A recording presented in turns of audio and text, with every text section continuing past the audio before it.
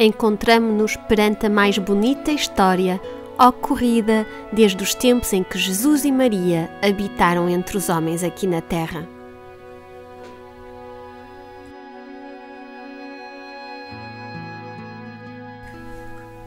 Onde fica e o que é Garabandal? Garabandal é uma aldeia com cerca de 300 pessoas, situada nas montanhas da Cantábria, no noroeste de Espanha. É um lugar de sobrenatural serenidade e beleza. No dia 18 de junho de 1961, 4 meninas, Conchita González, Jacinta González, Mariloli Mazon, de 12 anos, juntamente com Mari Cruz González, de 11 anos, jogavam nas proximidades da aldeia quando ouviram um som como de um trovão. Assustadas, levantaram as cabeças para ver de onde vinha este ruído. De repente, viram diante delas uma figura bonita de um anjo resplandecente. Depois de um breve instante, e sem ter pronunciado uma palavra, desapareceu. Durante os dias seguintes, repetiram-se as visitas do anjo, que em silêncio as fixava com o olhar e sorria. Os habitantes de Garabandal começaram a reunir-se com as meninas ao cair da tarde para rezar o rosário enquanto esperavam a aparição. Finalmente, no dia 1 de julho de 1961, o anjo falou às meninas e disse-lhes: "Sabeis por que eu vim? Devo anunciar-vos que a Virgem Santíssima irá aparecer-vos amanhã como Nossa Senhora do Carmo." Cheias de alegria, as 4 meninas exclamaram: "Que venha depressa!" No dia 2 de julho, festa da Visitação naqueles tempos, às 6 da tarde, as meninas estavam na caleja, quando Nossa Senhora apareceu com o menino Jesus e 2 anjos. Um dos anjos reconheceram-no como sendo aquele que tinha aparecido na primeira aparição, que depois, mais tarde, foi identificado como São Miguel Arcanjo, e o outro parecia idêntico. Mais acima, à direita, viram um olho que as meninas chamaram de Olho de Deus. Sem medo algum, as meninas começaram a falar com Nossa Senhora. Falaram sobre as suas famílias e sobre o trabalho que faziam em casa e nos campos. E Nossa Senhora sorria. Conchita disse que ela era como se a sua mãe tivesse estado ausente durante uma viagem e que acabava de chegar. Rezaram o rosário com Nossa Senhora e ela ensinava-as a rezar bem. Quando Nossa Senhora dizia que tinha que ir embora, as meninas insistiam para que não fosse. Ela, para as consolar, prometia regressar no dia seguinte. E regressava, não apenas no dia seguinte, mas em centenas de encontros.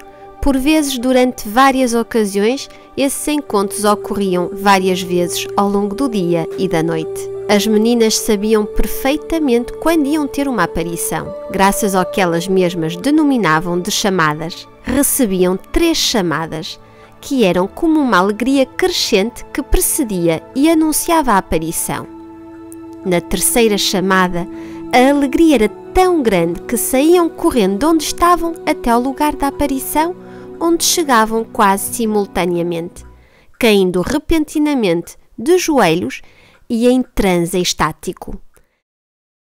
Em agosto de 1961, começaram a ocorrer as caminhadas estáticas. As meninas começaram a caminhar em êxtase para a frente e para trás por toda a aldeia, com os olhos sempre fixos no alto. No começo das aparições, para fazer sorrir o menino Jesus, que Nossa Mãe do Céu às vezes trazia nos braços, as meninas ofereciam pequenas pedras. O menino não tomava as pedras, mas Nossa Senhora sim, beijava-as e encarregava as meninas para que dessem a determinadas pessoas depois de terminar o êxtase. Ao verem isto, os espectadores começaram a dar às meninas numerosos objetos religiosos para que fossem beijados por Nossa Senhora, colocando-os numa mesa com esse propósito nas casas das meninas, quando elas não estavam presentes. Não havia forma de elas saberem a quem pertenciam os objetos. Então, em êxtase, com a cabeça sempre levantada, com os olhos fixos no céu, guiadas apenas pela visão, nunca se equivocavam nos milhares de rosários, medalhas, alianças de casamento e outros artigos religiosos que devolviam aos respectivos donos. Entre os objetos apareceu uma vez uma caixa de pó de arroz. As meninas estranharam ao ver este objeto profano que foi apresentado para ser dado a beijar a Nossa Senhora e por isso ofereceram resistência para o dar a beijar. Mas quando Nossa Senhora chegou, a primeira coisa que pediu para fazer foi querer beijar a caixinha, dizendo que era algo do seu filho. Ao terminar o êxtase, a dona do objeto revelou às pessoas presentes que durante a Guerra Civil Espanhola aquela caixa tinha servido para levar a Eucaristia às escondidas a pessoas que se encontravam prisioneiras e que iam ser executadas. Durante os êxtases, as nossas pequenas protagonistas levavam sempre um crucifixo que ofereciam às pessoas presentes para que o beijassem. Por ordem de Nossa Senhora, só estendiam o crucifixo a quem ela indicava. Depois de um êxtase, Conchita constatou que todos aqueles a quem tinha dado a beijar o crucifixo eram sacerdotes vestidos à civil. Foram numerosas as ocasiões em que as meninas, em êxtase, reconheciam os sacerdotes e religiosos vestidos à paisana, com base na informação da visão. Pouco a pouco, à medida que a notícia ia correndo de boca em boca, começaram a chegar visitantes vindos de fora da povoação, inclusive de fora de Espanha, até ao ponto de chegarem a juntar-se de 500 a 3.000 pessoas por dia, unindo-se todos em oração enquanto esperavam pela aparição. Ao lado das meninas em êxtase, apareciam muitos sacerdotes e médicos decididos a comprovar a verdade ou não das aparições. Entre os primeiros chegaram a estas montanhas longínquas teólogos de prestígio, professores, sacerdotes diocesanos e religiosos com importantes cargos dentro da Igreja. Realizaram as suas indagações a nível teológico e doutrinal e examinaram a vida das meninas. Puderam comprovar que eram meninas perfeitamente sãs e equilibradas, sem ânsia de espetacularidade e que não deixavam de ter coisas de meninas quando estavam fora do êxtase. Comprovaram que em todo o tempo que duraram as aparições, as meninas não deixavam de manter as suas obrigações escolares, nem as ajudas em casa ou no campo. Mesmo que a aparição tivesse acontecido até altas horas da madrugada, sofrendo muitas vezes as inconstâncias do tempo, chuva, frio, neve. A mesma Nossa Senhora repetia a miúdo que fossem obedientes a seus pais. Também as incentivava a fazerem sacrifícios, em particular pelos sacerdotes, para que fossem santos, e por aqueles que têm dúvidas no seu sacerdócio, para que continuassem sendo sacerdotes. Ensinou-as a terem horror ao pecado, ajudando-as a formar a sua consciência, respondendo às 1000 perguntas que as meninas faziam.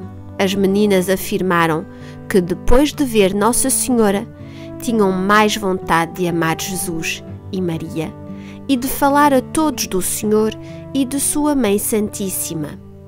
Em Garabandal, chama-se sempre a atenção este tratamento sincero e de confiança que as meninas tinham com a sua Mãe do Céu, que até jogava e brincava com elas por várias ocasiões e que com frequência se despedia com um beijo.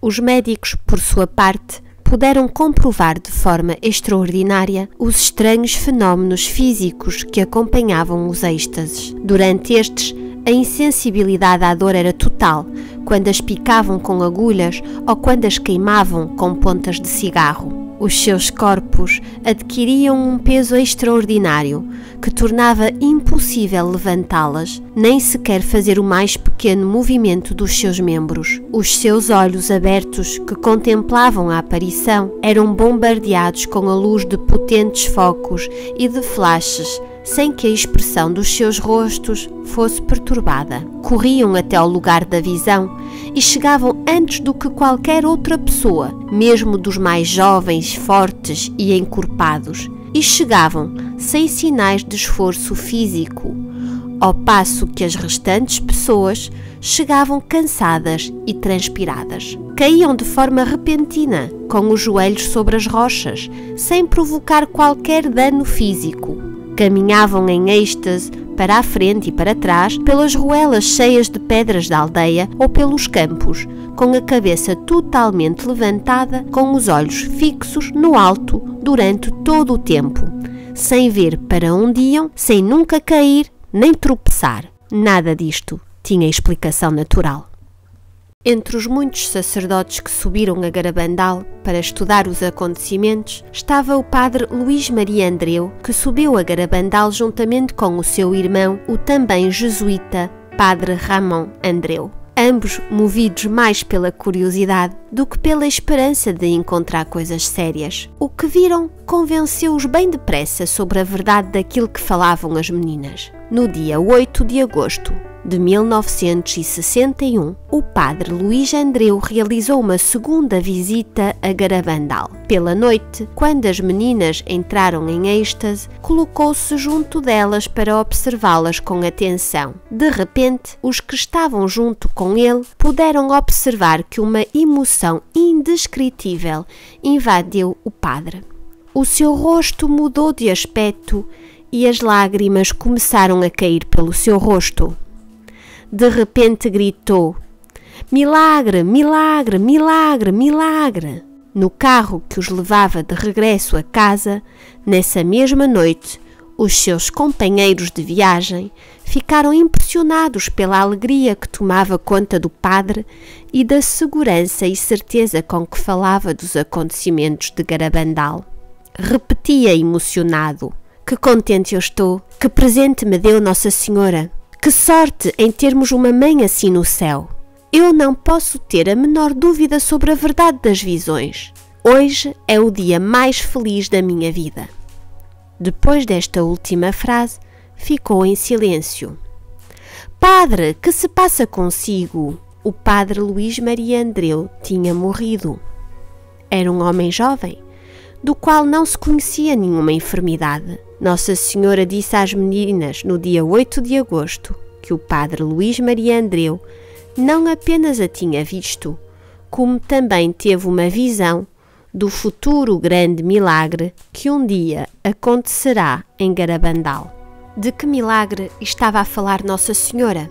Em outubro de 1961, Nossa Senhora comunicou a Conchita o grande milagre. Mais tarde, também comunicou às outras 3 videntes. Conchita disse que será numa quinta-feira, às 20h30 da tarde, e durará 15 minutos, e um sinal ficará visível nos pinos até ao fim dos tempos. Coincidirá com um grande evento eclesial. Todos os doentes presentes ficarão curados. Os pecadores converter-se-ão e os incrédulos acreditarão. Conchita sabe a data do milagre e o anunciará com 8 dias de antecedência.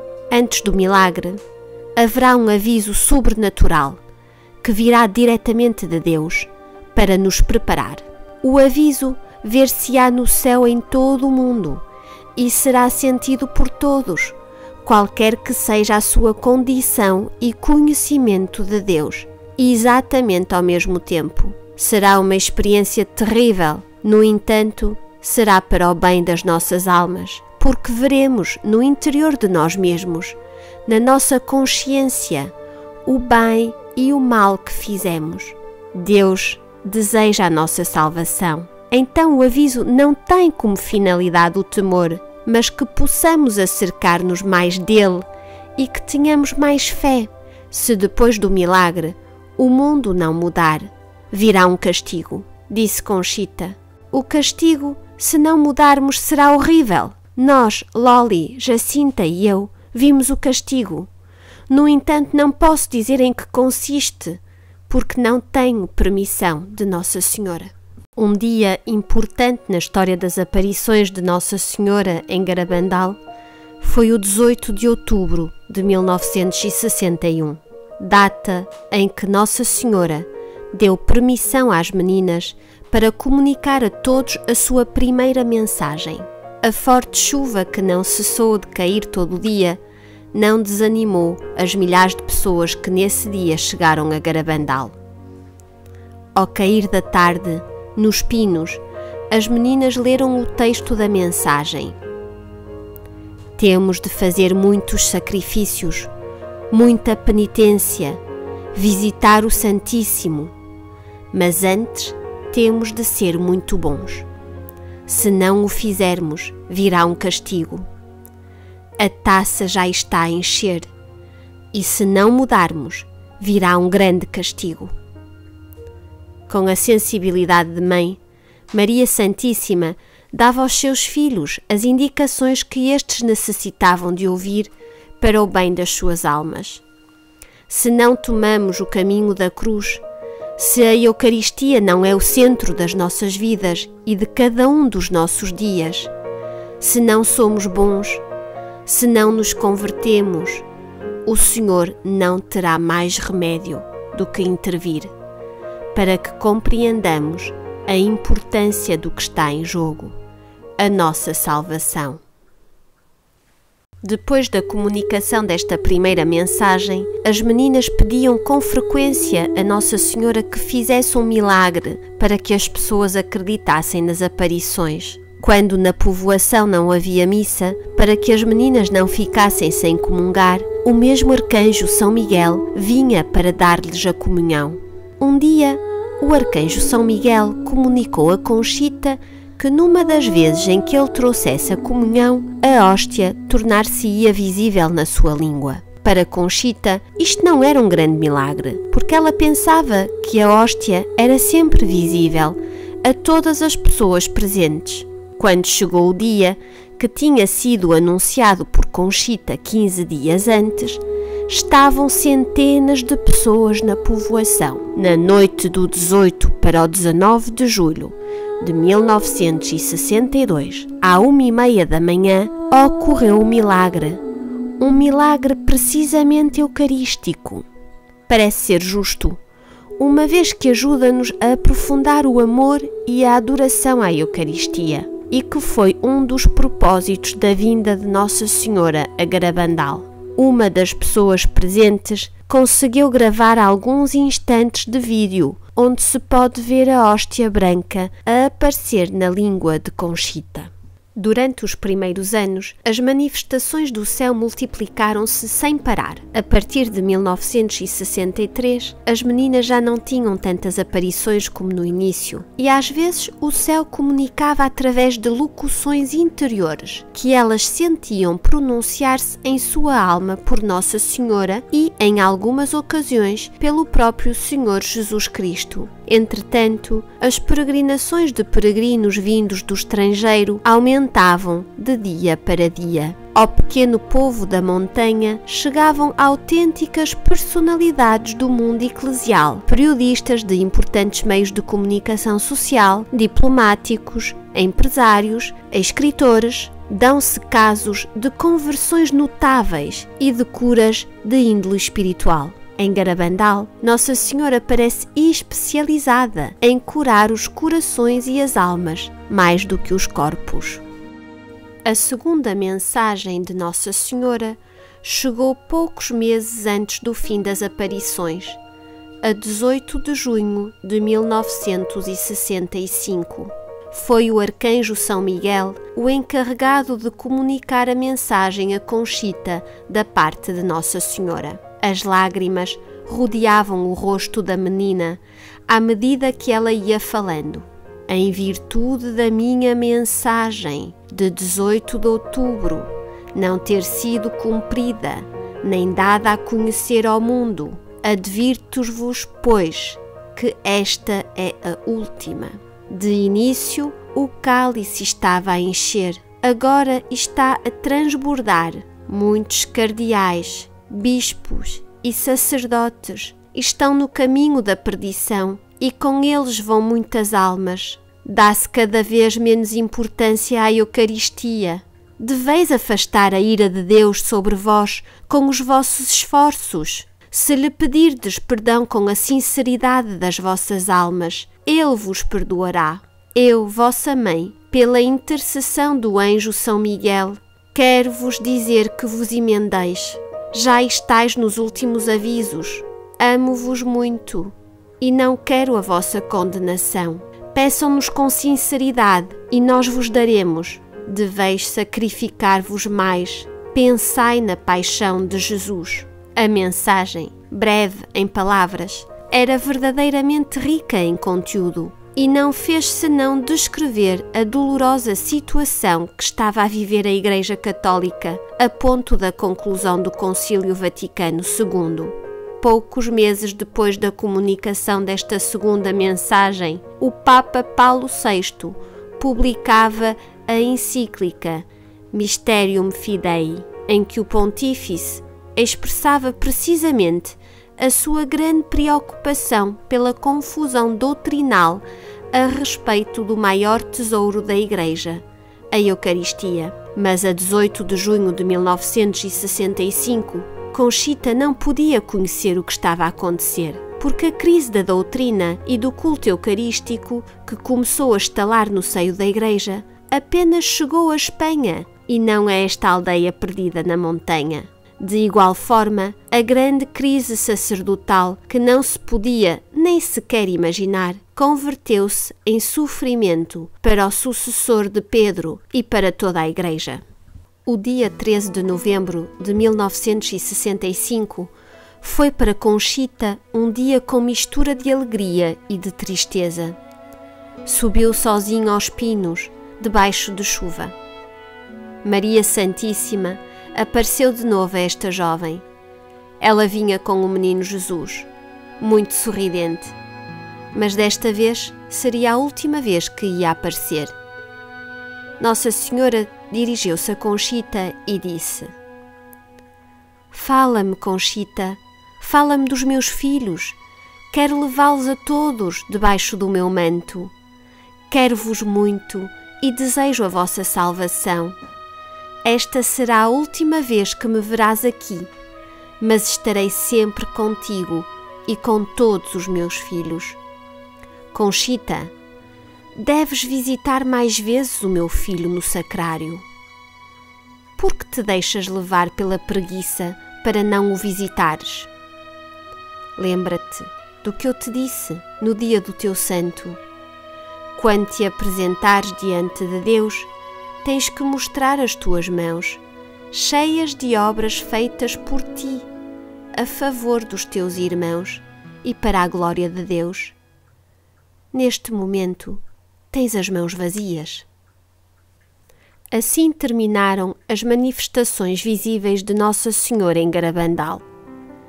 Os momentos felizes que as meninas tinham passado com a sua Mãe Celestial tinham terminado, mas sentiam ainda a sua presença e os seus afetos que foram deixados na sua alma. Conchita disse que as aparições deixaram-me a alma cheia de paz e de alegria e de um grande desejo de vencer os meus defeitos e de amar o Senhor e a sua Mãe Santíssima com todas as minhas forças. São os mesmos efeitos que a nossa Mãe do Céu quer deixar nas almas de todos os seus filhos. A certeza de ter uma mãe próxima que zela por nós, o desejo de conversão que nasce na alma que medita, a paixão, o amor e a veneração pelo tesouro mais precioso que possui a Igreja, a Eucaristia. Maria Santíssima estará sempre com todos os seus filhos. O que ela prometeu a Conchita nesta última aparição, promete também a todos nós. Nós te ajudaremos e eu estarei sempre contigo e com todos os meus filhos.